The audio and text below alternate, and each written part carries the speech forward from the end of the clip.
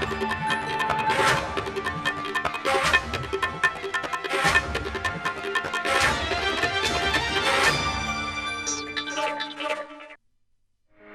स्वागत है आपका हमारे इस खास कार्यक्रम यंग इंडिया सक्सेस मंत्रा। जी हाँ, ये खास कार्यक्रम समर्पित है उन यंग इंडियंस को जो कि अपनी छोटी छोटी आंखों में बड़े बड़े सपने लेकर एग्जामिनेशंस की तैयारी करते हैं, वो प्रतियोगी परीक्षाओं की तैयारी करते हैं, परंतु बहुत सारी मेहनत करने के बाद भी जब उन्हें मन चाहा फल नहीं मिल पाता तो थोड़े से निराश हो जाते हैं। और वो मन चाहा फल ये होता है कि उन्हें वो टिप्स नहीं मिल पाते जो उस एग्जामिनेशन को क्रैक करने के लिए ज़रूरी है। परंतु न्यूज़ इंडिया ने एक अभियान शुरू किया है। न्यूज़ इंडिया ने ये जो नया कार्यक्रम प्रारंभ किया है, ये कार्यक्रम असल में इसी चीज़ के लिए है जिससे कि हम इन यंग इंडियंस को अलग अलग एक्सपर्ट से मिलवा सकें।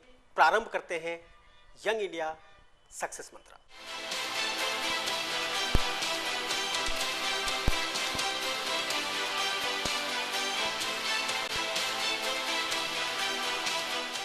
जी हाँ, जैसा कि मैंने आपको बताया कि हम ये स्पेशल कार्यक्रम, ये खास कार्यक्रम लेकर आए हैं उन यंग इंडियंस के लिए जो कि कुछ करना चाहते हैं, जो कि आगे बढ़ना चाहते हैं, जो कि एग्जामिनेशंस को क्रैक करना चाहते हैं। उन सब में सबसे बड़ी ज़रूरत है साइकोलॉजी की। जी हाँ, आज हम सबसे पहली बार साइकोलॉजी की ही बात कर रहे हैं। वो इसलिए कर रहे हैं क्योंकि कुछ एग्जामिनेशन में तो साइकोलॉजी, मनोविज्ञान एक सब्जेक्ट के रूप में आता है, परंतु बाकी जितने भी एग्जामिनेशंस हैं उनमें साइकोलॉजी एक खास फैक्टर बनकर उभरा है, क्योंकि साइकोलॉजी के हिसाब से ही हम आगे बढ़ सकते हैं। कहा है किसी ने कि मान लो तो हार है और ठान लो तो जीत है। इसी के लिए हमारे साथ एक एक्सपर्ट मौजूद हैं जिनका नाम है धीर सिंह धाबाई। जी हाँ, धीर सिंह धाबाई असिस्टेंट प्रोफेसर हैं, राजकीय कन्या महाविद्यालय चूरू में पढ़ाते हैं, परंतु उससे कहीं ज़्यादा ये बच्चों की साइकोलॉजी को समझते हैं, उससे कहीं ज़्यादा बच्चों की साइकोलॉजी को चेंज करते हैं, उससे कहीं ज़्यादा ये उन्हें बताते हैं कि एग्जामिनेशंस को क्रैक कैसे किया जाए।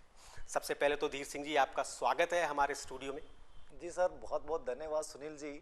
सबसे पहले तो मैं आपको आभार व्यक्त करूंगा कि आपकी इस न्यूज़ चैनल की एक ऐसी शानदार मुहिम, जहां आज हर न्यूज़ चैनल राजनीतिक मुद्दों पे बड़े वाद विवाद में फंसा हुआ है, उस समय उस राजस्थान भारत भर के उस बेरोजगार अभ्यर्थी के लिए जो बच्चा एक घर बैठे एक निःशुल्क मार्गदर्शन प्राप्त कर सके और उस मार्गदर्शन के माध्यम से उसे पता चले कि किसी भी कंपटीशन को हम क्रैक कैसे कर सकें, तो एक शानदार मुहिम के लिए मैं सबसे पहले आपके पूरे इस न्यूज़ चैनल को बहुत बहुत तहे दिल से शुक्रिया अदा करता हूं कि ये मुहिम निश्चित रूप से पूरे भारत भर के उन अभ्यर्थियों के लिए एक बहुत बड़ी औषधि साबित होगी। सर बहुत बहुत धन्यवाद सर। जी धीर सिंह जी, बिल्कुल उसी तरफ हम लोग जा रहे हैं। हमारे कार्यक्रम का उद्देश्य बिल्कुल वही है जो अभी आपने फरमाया। आइए शुरू करते हैं बात को। क्या है असल में मनोविज्ञान और क्यों ज़रूरत पड़ी इस मनोविज्ञान को इन कंपटीशन एग्जाम्स में पाठ्यक्रम के रूप में शामिल करने की? सर इसलिए जरूरत पड़ी क्योंकि मनोविज्ञान आज एक कोई भी टीचर है, क्योंकि मुख्य रूप से ये टीचर भर्ती में आता है, आरएस मेंस में आता है, प्रशासनिक सेवा में आता है, और आप चाहे अध्यापक बने चाहे प्रशासनिक अधिकारी बने, आपको सबसे पहले जरूरी काम ये होता है कि उस बच्चे की आप साइकोलॉजी को समझें।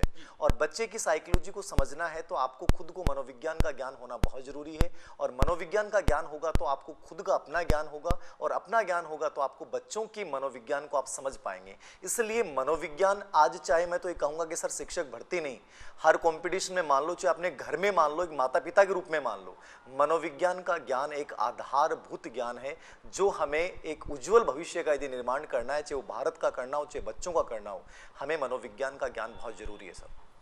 मतलब मनोविज्ञान को साधारण भाषा में अगर बात करें जिसे कि बच्चे समझ सकें, तो असल में वो है अटेंशन, सेंसेशन और परसेप्शन। इन तीनों को मिलाकर जो ज्ञान बनता है, क्या वो मनोविज्ञान है? निश्चित रूप से सर मनोविज्ञान यही है। वास्तव में मनोविज्ञान एक प्रकार से यही है कि अपना बिहेवियर साइंस इसको बोला गया है सर। व्यवहार में होने वाला एक प्रकार से वांछित परिवर्तन जो करता है वो मनोविज्ञान है सर।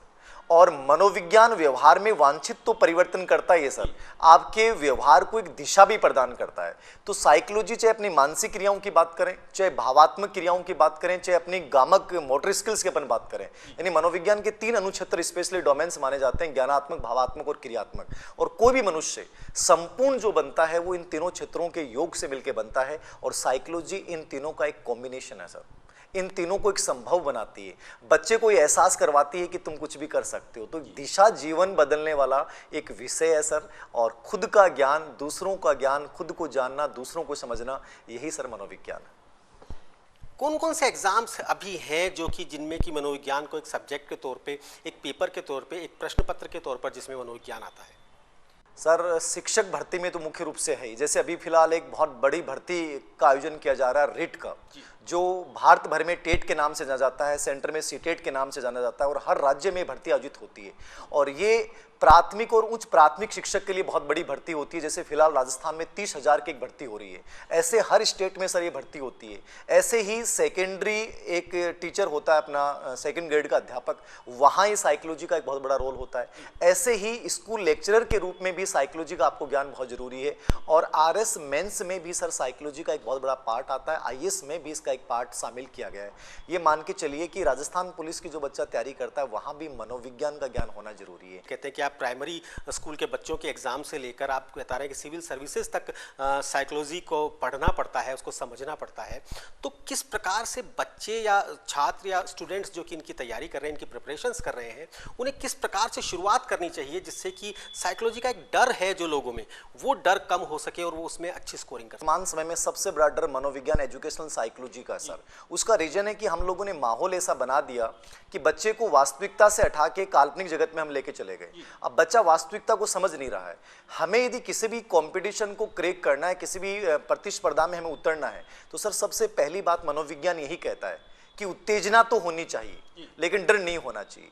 यानी फियरलेस आपको स्टडी करनी है तो स्टेमिना जरूरी है, लेकिन डर आपकी अधिगम शक्ति को सर एकदम से खत्म कर देता है। तो मनोविज्ञान को यदि आपको तैयार करना है तो पहली चीज स्टूडेंट को यही करनी पड़ेगी कि उससे अपने अंदर एक कॉन्फिडेंस जगाना पड़ेगा, आत्मविश्वास जगाना पड़ेगा कि आई कैन डू इट, मैं कर सकता हूँ। मुश्किलें सर जिंदगी में कुछ भी नहीं, फिर भी लोग इरादे तोड़ देते हैं। अगर सच्चे दिल से चाहत हो कुछ पाने की तो सितारे भी जमी छोड़ देते हैं। मैं यही कहूँगा मनोविज्ञान के अध्ययन के लिए पहली चीज जरूरी है कि मैं कर सकता हूँ। उसके बाद आपको बेसिक कॉन्सेप्ट समझने पड़ेंगे, क्योंकि साइकोलॉजी सर एक अप्लाइड विषय है। साइकोलॉजी हमारे जीवन से जुड़ा हुआ विषय है और इसको हमें हमारे जीवन से जोड़ के ही पढ़ना पड़ेगा, एक अप्लाइड रूप में समझना पड़ेगा, क्योंकि ये बिहेवियर साइंस है सर, व्यवहार का विज्ञान है।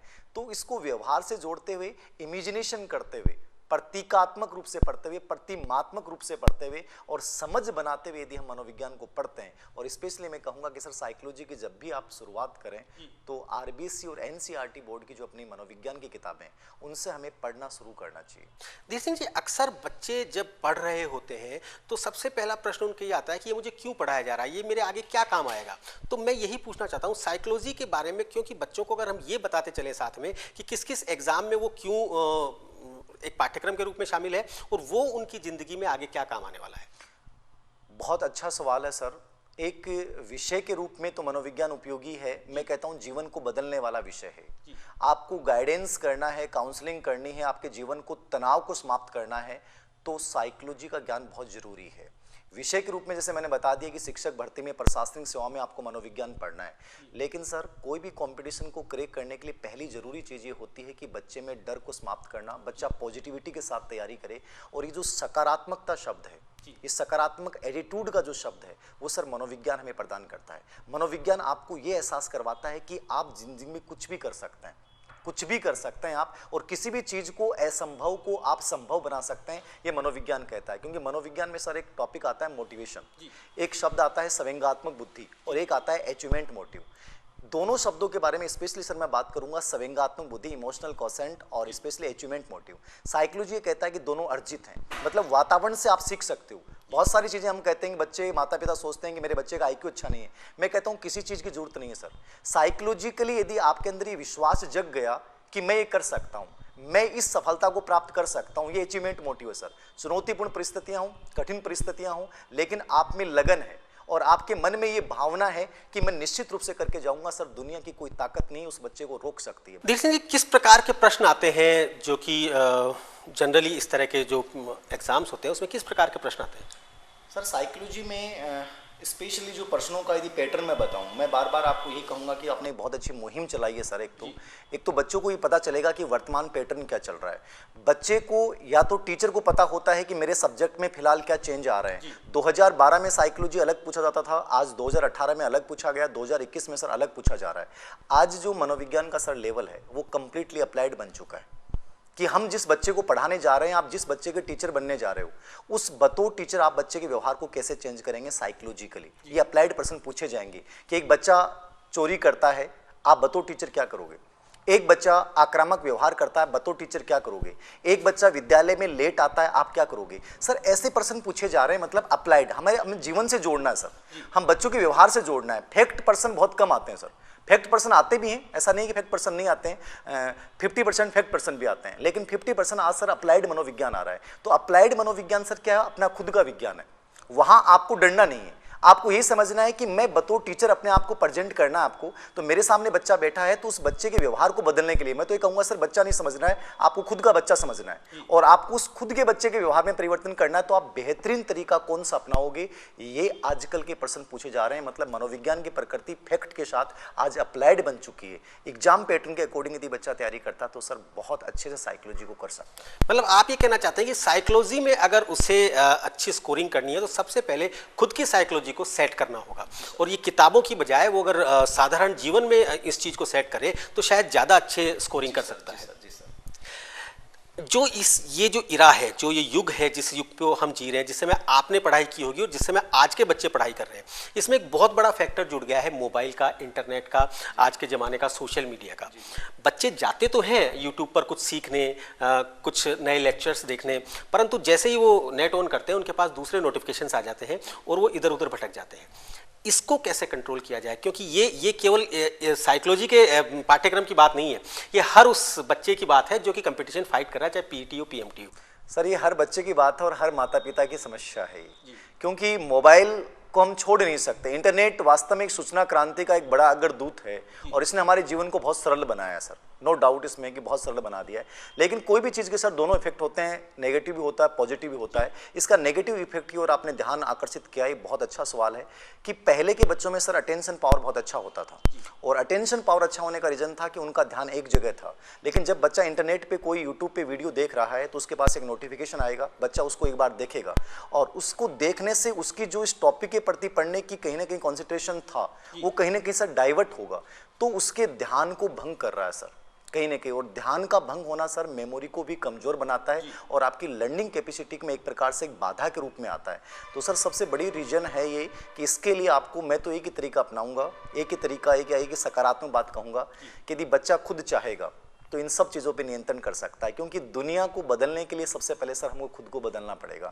और साइकोलॉजी में जो संवेगात्मक बुद्धि हम पढ़ते हैं वहाँ एक शब्द आता है सेल्फ कंट्रोल, आत्मनियंत्रण हमें करना पड़ेगा, हमें इन चीज़ों को इग्नोर करना पड़ेगा। इग्नोर एक बहुत बड़ा हथियार है और इग्नोर आप यदि करते हैं और सेल्फ कंट्रोल यदि आप रखते हैं तो हमें वही चीज़ें देखनी है जो मेरी ज़िंदगी को बदल सकती हैं, जो मेरे लाभदायक हैं। बहुत सी बार सर बच्चों कॉम्पिटिशन में आपने देखा कि 21 साल का बच्चा पहले ही मतलब प्रयास में और टॉप कर जाता है और एक बच्चा सर 30 साल तक टॉप नहीं कर पाता है। तो कहीं ना कहीं जब ये ध्यान डाइवर्ट होता है तो ये हमारी जो सक्सेस है उसकी जो प्रतिशत है उसको घटा देता है, समय ज़्यादा लग जाता है। कहीं इंटरनेट भी इस रूप में एक बड़ा बाधक बन रहा है मैं कहूँगा। तो ये हमें माता पिता की भी जिम्मेदारी है और बच्चे को मैं तो कहूँगा खुद की बड़ी बहुत जिम्मेदारी है कि वो इन चीज़ों को समझे कि मेरे लिए इस समय नेसेसरी क्या है, मेरे लिए मूल आवश्यकता क्या है, मेरे लिए मस्ट क्या है, और वो केवल उन्हीं चीज़ों पर ध्यान आकर्षित करे जो उसके लिए ज़रूरी है, बाकी चीज़ों को इग्नोर करे। जब हम एग्जाम दे रहे होते हैं तो उस समय सबसे बड़ी चीज़ आती है स्कोरिंग। स्कोरिंग टिप्स हर सब्जेक्ट के अलग अलग होते हैं। हिस्ट्री के बारे में कहा जाता है जिसे आप बार बार दोहराइए जिससे कि आपको याद हो जाएगी। मैथ्स के बारे में कुछ और कहा जाता है। साइकोलॉजी के बारे में आप क्या कहेंगे, कैसे इसमें स्कोरिंग बढ़ाई जा सकती है? सर साइकोलॉजी की भी मैं बात करूंगा और मैं तो कहूंगा कि सर अदर सब्जेक्ट में भी रणनीति बहुत अच्छी होती है। चाहे मैं आज असिस्टेंट प्रोफेसर बना हूं या कोई भी बच्चा एक आईएएस कंपटीशन को क्रैक करता है, आरएस को क्रैक करता है, सिंपल सी रूल होता है सर, हम उस विषय की प्रकृति को समझें, वो विषय का वर्तमान पैटर्न क्या चल रहा है और इसका पता आपको चलेगा पूर्व एग्जाम के क्वेश्चन पेपर से कि लेटेस्ट 2021 में 2020 में कैसे प्रश्न पूछे जा रहे हैं।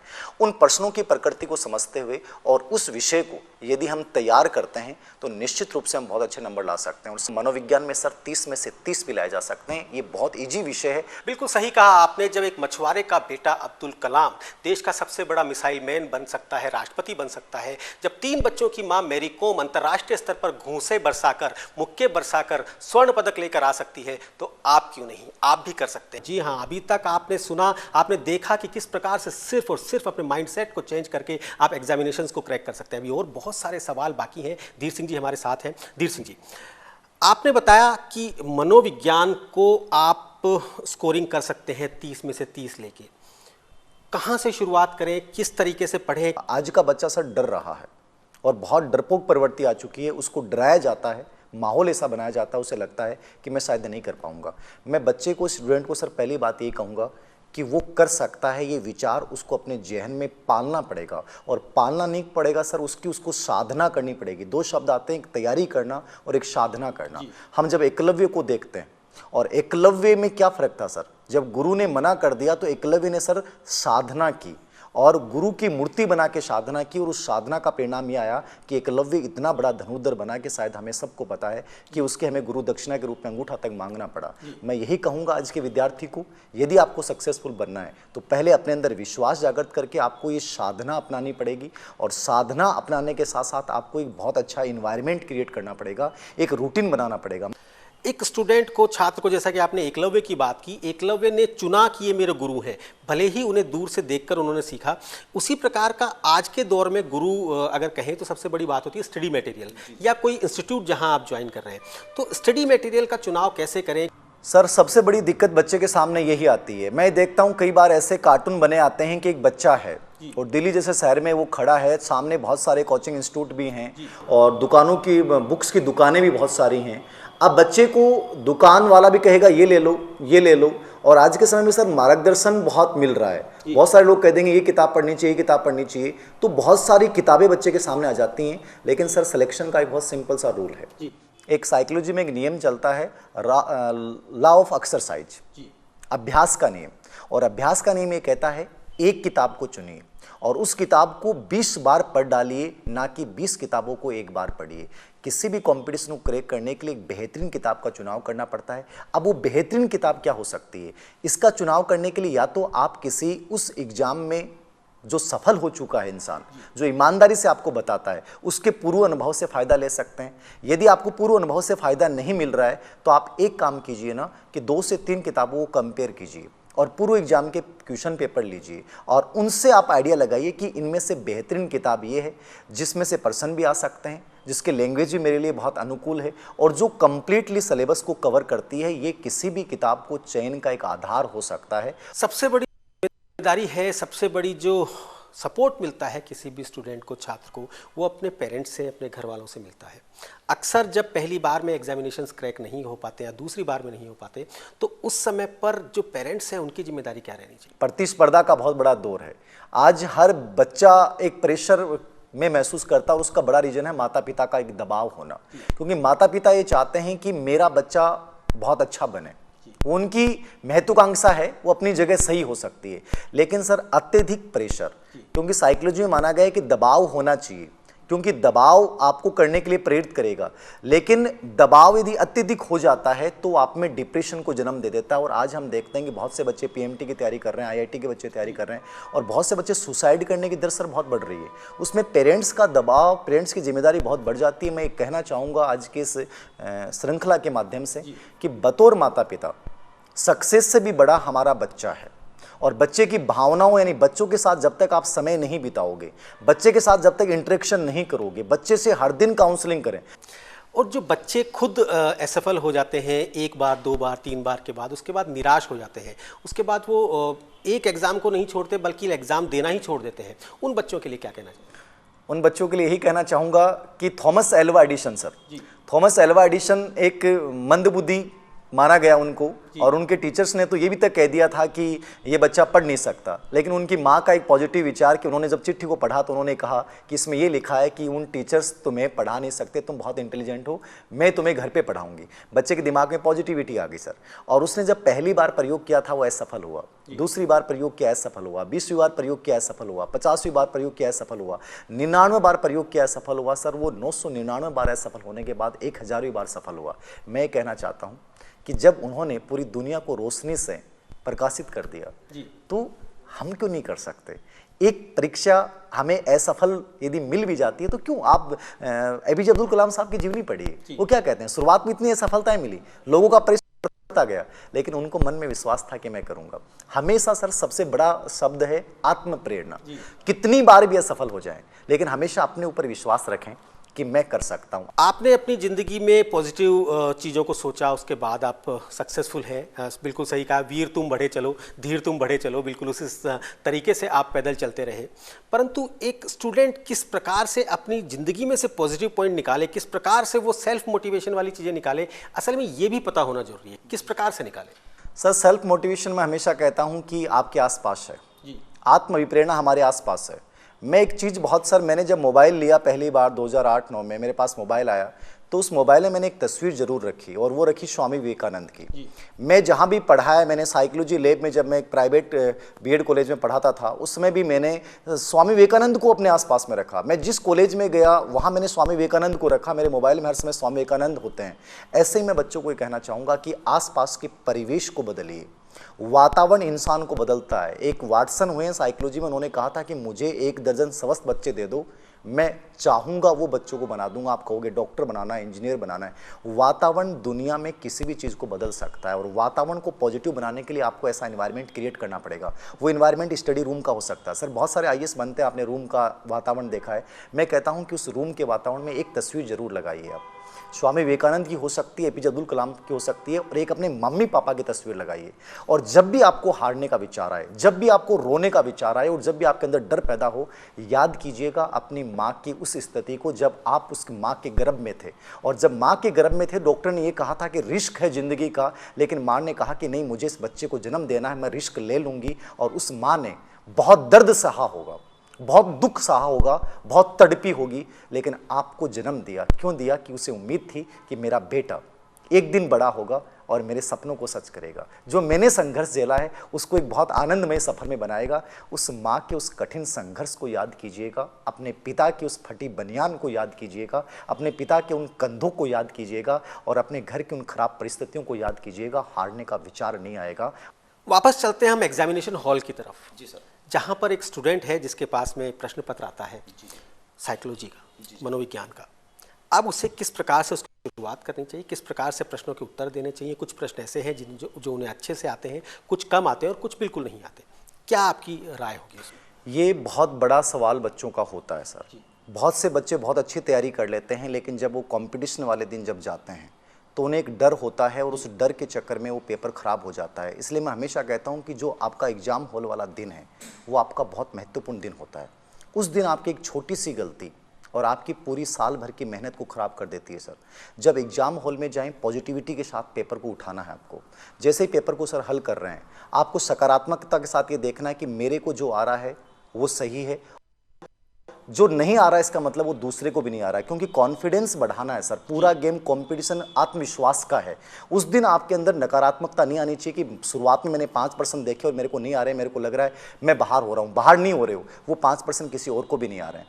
और जब भी आपको 5 शुरुआत के 3% नहीं आ रहे हैं, आप थोड़ा सा आगे चले जाएं, पॉजिटिविटी के साथ आंखें बंद करें और फिर पेपर को हल करना शुरू करें। और पहला जो विचार आता है आपके मतलब पेपर में देखते ही, कई बच्चे बहुत बार गलती करते हैं सर, पेपर भरते समय हर पेपर के बाद ओमार शीट भरते हैं। मैं उनको सजेशन देना चाहूँगा कि साइकोलॉजी भी ये मानती है, और कोई भी कॉम्पिटिशन को क्रैक करना है तो सबसे पहले पूरे पेपर का एनालिसिस करें। आप पूरे पेपर के क्वेश्चन पेपर को देखें और टाइम मैनेजमेंट साथ में रखें, और पेपर को हल करने के बाद, क्योंकि सर उससे कॉन्सेंट्रेशन बढ़ता है। आप यदि बीच बीच में ओमार गोले काले कर रहे हो या बीच में और कोई चीज़ों को, तो उससे आपका अवधान शक्ति कमज़ोर होती है। पहले पूरा पेपर हल करें और उसके बाद शुरुआत में वो प्रश्नों पे टिक लगा दें जो आपको बहुत अच्छे से आते हैं। सेकंड नंबर पे आप उनके ऊपर सस्पेंशन लिख दें, एस लिख दें, जिनमें आपको 2 आंसरों में आउट है। और वहाँ हमेशा याद रखें कि जो पहला आंसर आपको लगा था वही आपको सही करना है। यदि आपको लगता है कि मैं पेपर में अच्छा लीड नहीं कर पा रहा हूँ, यदि आप रिस्क थोड़ा लेना चाहते हैं 4 से 5 प्रश्नों में, तो जो फर्स्ट आंसर आपको लगा था उसी को टिक करना है। नेगेटिव मार्किंग जहाँ भी होती है सर, वहाँ बचना चाहिए कि हम ज़्यादा नकारात्मक उत्तर नहीं करें। एक और सबसे बड़ा यक्ष प्रश्न जो बच्चे अक्सर लोगों से पूछते नजर आते हैं,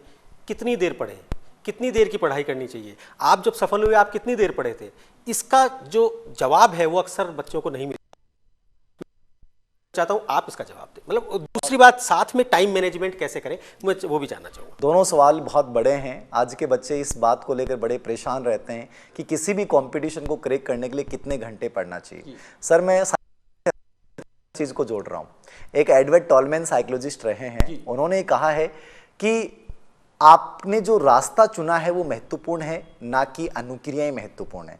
कितने घंटे आप पढ़ते हो वो महत्वपूर्ण नहीं है, घंटों पे सर कभी सिलेक्शन नहीं होता। आज से पहले कुछ हो गया होगा, लेकिन आज वर्तमान जो प्रतियोगिता का दौर है सर वो स्मार्ट स्टडी का है। आज हर बच्चा मेहनत कर रहा है सर, 15 घंटे 14 घंटे बच्चा पढ़ रहा है, लेकिन इस 15-14 घंटे से सिलेक्शन नहीं होने वाला है। मैं रास्ता कौन सा चूज कर रहा हूँ, मैं जो पढ़ रहा हूँ स्मार्ट वाला तरीका अपना रहा हूं कि नहीं अपना रहा हूं। तो सबसे बढ़िया सर तरीका ये है कि चाहे मैं 6 घंटे पढूं चाहे 7 घंटे पढूं, मैं जिस विषय वस्तु को पढ़ रहा हूं उसमें से इंपॉर्टेंट क्या है। एक साइकोलॉजी में नियम चलता है सर, आंशिक क्रिया का नियम, जिसको मिश्रित विधि का नियम भी बोलते हैं। आंशिक क्रिया के नियम में ये होता है कि विषय वस्तु को अपन टुकड़ों में डिवाइड कर लेते हैं, और टुकड़ों में डिवाइड करने के बाद अपन ये देखते हैं कि कौन से टॉपिक महत्वपूर्ण और कौन से नहीं है। जो टॉपिक अति महत्वपूर्ण उनको हमें ज़्यादा समय देना है, और बाकी को हमें क्या करना है, सरसरी तौर पर देखना है। तो टाइम मैनेजमेंट का मैं यही कहूँगा कि घंटों पर सिलेक्शन नहीं होगा। मैनेजमेंट यही करना है कि कई बार कहते हैं कि बच्चे कि सर सुबह का टाइम पढ़ना चाहिए, रात का टाइम पढ़ना चाहिए। इसमें हमेशा बच्चे को अपने मन की सुननी चाहिए। सुबह का टाइम बेहतरीन माना गया है मनोविज्ञान के दृष्टिकोण के अकॉर्डिंग, क्योंकि आपका दिमाग फ्रेश होता है। उस समय जो आप लर्न करते हैं वो लंबे समय तक स्थायी रूप से याद होता है। लेकिन यदि रात को आपको पढ़ना अच्छा लगता है तो रात भी अच्छी हो सकती है। आप कहाँ कंफर्ट महसूस कर रहे हैं, टाइम मैनेजमेंट का सीधा सा रूल यही है कि सर हर 40 से 45 मिनट या 1 घंटे के बाद 5 मिनट आराम जरूर करना चाहिए। अक्सर लोग दिग्भ्रमित कर देते हैं जब आप किसी एक पर्टिकुलर एग्ज़ाम की तैयारी कर रहे होते हैं, तो 4 लोग मिलेंगे, वो कहेंगे इसकी बजाय आप ये कर लीजिए, इसकी बजाय आप ये कर लीजिए, इसकी बजाय, तो वो जो चीज़ है कि नहीं मुझे यही करना है, इस चीज़ को डेवलप करना बहुत ज़रूरी है। वो कैसे डेवलप की जा सकती है? सर ये व्हील पावर का गेम है। आज का बच्चा एक दूसरे बच्चे को कहता है, वो खुद चाहे कुछ भी करे, लेकिन वो सजेशन जरूर देगा कि तुम्हें मेरे अनुसार ये करना चाहिए, जबकि उसका खुद का पता नहीं कि मुझे क्या करना चाहिए। सुझाव देने की प्रवृत्ति साइकोलॉजी में एक स्वाभाविक प्रवृत्ति माने, नेचुरल एक प्रोसेस मानी गई है, और हर व्यक्ति दूसरे को सुझाव देना चाहता है।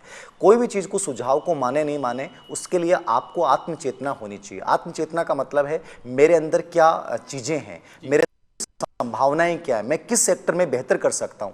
हर इंसान में सर कुछ ना कुछ पॉजिटिव पॉइंट होता है, कुछ ना कुछ नेगेटिव पॉइंट होता है। उसे लगता है कि मेरा मैथ कमजोर है तो मैं मानविकी में बहुत अच्छा कर सकता हूं, मैं बोलने में बहुत अच्छा हूं तो मैं वकील बहुत अच्छा बन सकता हूं, मैं पत्रकारिता में जा सकता हूं, जनसंचार में मैं जा सकता हूं। आपको उस एक पॉजिटिव पॉइंट की पहचान करनी कि मेरे अंदर मेन एबिलिटी क्या है। सर हजारों हो सकते हैं, मैं मानता नहीं कमियां कोई इंसान में होती हैं, ठीक है, लेकिन जो मजबूती वाले पॉइंट है उसको पकड़ना है आपको। ये दूसरे से नहीं पूछना है, ये खुद से पूछना है कि मैं बेटर यहां कर पा रहा हूं, और उस पॉइंट को लेकर आपको बार बार क्रिया करनी है। निश्चित रूप से आप उस सेक्टर में सफल हो जाएंगे। जी हाँ, अपने हौसलों को ये मत बताइए कि आपकी समस्याएं कितनी बड़ी हैं, अपनी समस्याओं को ये बताइए कि आपका हौसला कितना बड़ा है। बस यही मनोविज्ञान है जो अब तक हमने धीर सिंह जी से सुना, हमने समझा, उसे जाना। जी हाँ, आज के लिए इतना ही। अगले सप्ताह फिर हाजिर होंगे आज ही के दिन, आज ही के समय, किसी नए एक्सपर्ट्स के साथ, किसी नए विषय के साथ। तब तक दीजिए आज्ञा, और आप देखते रहिए न्यूज़ इंडिया।